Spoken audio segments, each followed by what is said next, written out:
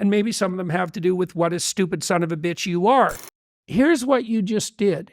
And they'll say, well, no, I didn't do that. But maybe it's you. So let's find out exactly what's going on. If you're compassionate towards someone, you want what's best for them, all things considered. I can't let her get away with it because then she's not fun to play with. I know you're full of snakes. I know it. Maybe I know it more than you do. But we'll play anyways.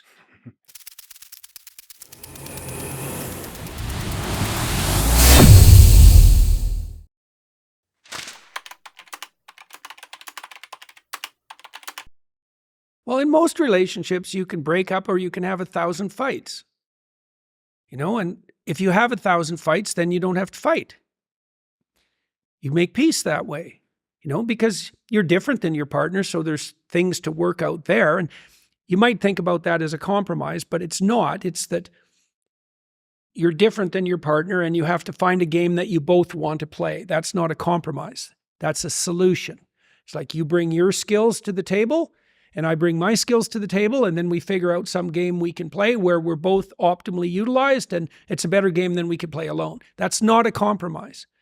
Well, but getting to that's very difficult, and people bring all sorts of baggage to a relationship, and you have to, it's just like disciplining children, really. It's the same thing. Your children are, your children are annoying you. You can note that. I'm being annoyed by my child. Okay, so what questions do you ask? Am I a tyrannical son of a bitch who's touchy? Well, that's why you need your wife, because you can go ask her, my kids are annoying me. Am I a tyrannical son of a bitch who's touchy?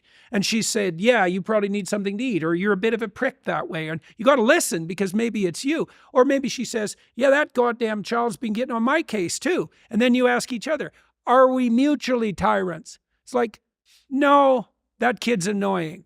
Okay, do we want him to be annoying? Well, if you love your child, then the answer to that would be no. Because if he's annoying you, he's going to annoy other people. He's going to annoy his potential friends. He's going to annoy other adults. He's going to go through the world being annoying, and everyone's going to frown at him. That's not helpful. So then you could just fix it. And that's going to cause some short-term upset. Maybe you have a 13-month-old child who's very extroverted and disagreeable, who rules the roost. And every time the mother goes more than a foot away from her, she has a squawk fit because she's learned to control. Maybe the mother, was still tied up with infant care and can't put down a boundary. And so now you have to do something about this emerging monster of a 14-month-old child.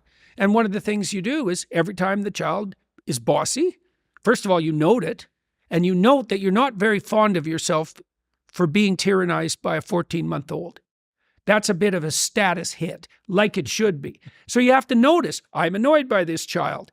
Well, then I should do something about it. Well, it's going to cause short-term emotional distress. The same thing occurs when you're dealing with your partner. It's like, you're annoying me. Okay. Now, maybe that's me. So I should maybe we should have a talk about that. You're annoying me. Convince me that it's me. And I should listen because maybe it's me. And if I'm annoyed about you, and I shouldn't be, I should fix that. But maybe it's you. So let's find out exactly what's going on. And that'll usually, there's just constant thrust and counter thrust in a discussion like that. And usually, the conversation will circle around whatever the hell the issue is till you get to the bottom of it. And God only knows where that is. But then maybe you can sort it out. And if you sort out enough of those things, you live in peace. And that's something worth attaining, and I've thought forever in my marriage, there's nothing too small to fight about. Now, I put in some rules that I used to have with my clients too. It's like, if someone bugs you, you should note that. And you shouldn't do anything about it, probably. If they bug you twice the same way, then you think, oh, okay, that's twice.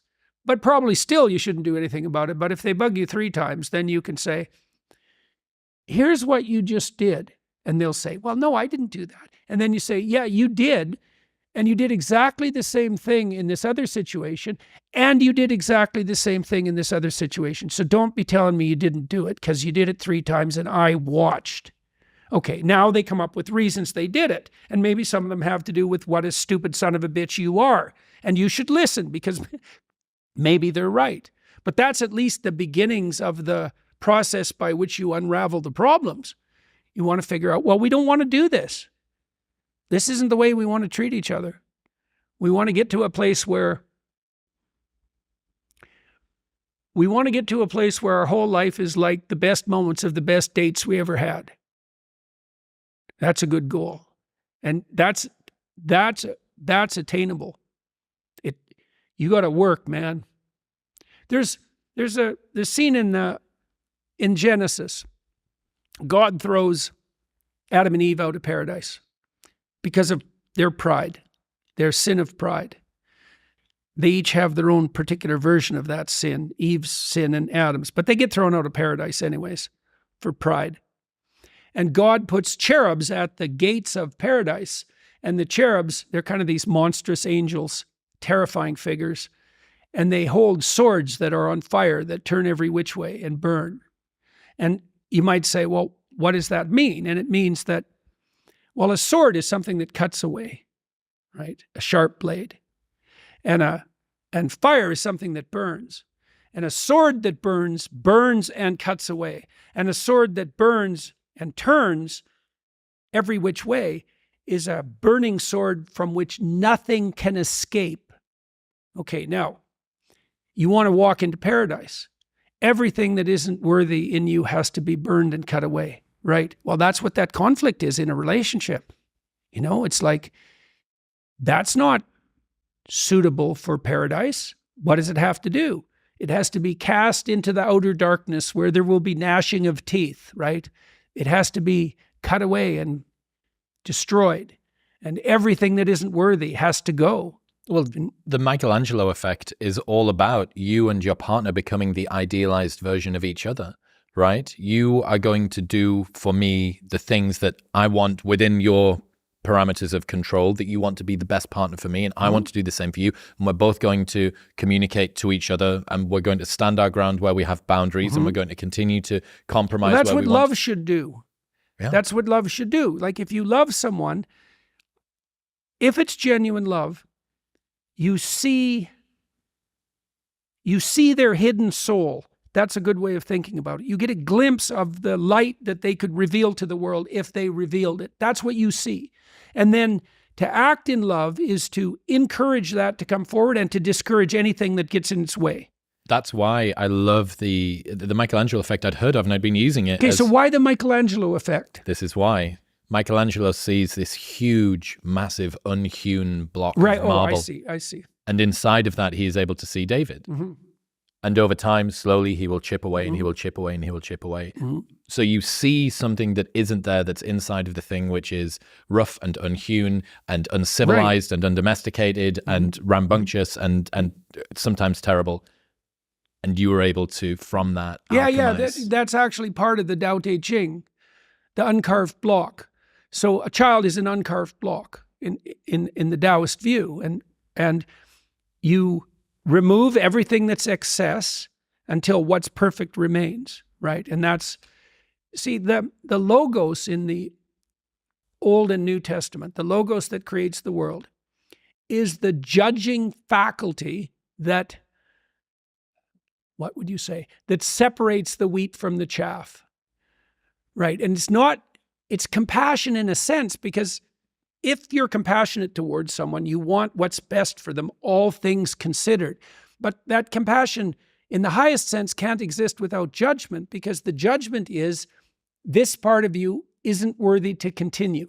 And certainly that's what you're doing with your children. When you see them misbehaving, you think, no, not that. Something more sophisticated. Even with my little granddaughter the other day, she's very, very playful, and she's a very nice little girl. She's very playful and very fun and funny and not neurotic. And so she's a pleasure to be around. But she hasn't seen me for a while, and so she was poking me, getting me to chase her around and poking me, and she'd come up and give me a whack, you know. And at one point she whacked me too hard, and she knew it. And I said, that's not fun. That's not acceptable. And then she stopped. But she was playing with that edge, trying to find out where fun is and, you know, how hard can I hit Grandpa? She doesn't bloody well know. She kind of knows, but she needs to know exactly. Well, I can't let her get away with it because then she's not fun to play with. She has to learn to come and give her grandpa a whack in exactly the way that elicits a playful response and that isn't annoying. And so there's a very, you might think, well, it's pretty harsh judgment to lay on a 5-year-old. It's like, no, it's not. I would like her to be the most fun kid to play with that she could be. Right. And so I'm not going to pretend that it's okay when it's not. Not setting that boundary is almost like a curse. It is a curse. Yeah. There you go away. We were talking, because then how's she going to play with other kids if she doesn't know they're not going to be rules? as forgiving as grandpa. Definitely not. How do I make myself into the perfect date? What do I want in a partner? If I offered everything I could to a partner, who would I be? You work on that. Ask that question. Just ask. Just ask yourself, okay, I have to be the person that women would want. Okay, what do they want? Clean. That's not a bad start. Reasonably good physical shape. So healthy, productive, generous, honest, willing to delay gratification. So you dance with a woman. It's like, what's she doing? What are you two doing? Well, it's a pattern. There's patterns happening around you. That's the music. Patterns of being. That's the music. Now, can you align yourself with the patterns of being gracefully? That's what she's checking out. And then can you do that with her? And then can you do that in a playful and attentive manner and keep your bloody hands to yourself for at least a minute? And so, can you dance in a playful manner? It's like you can go through this in your imagination and you'll know.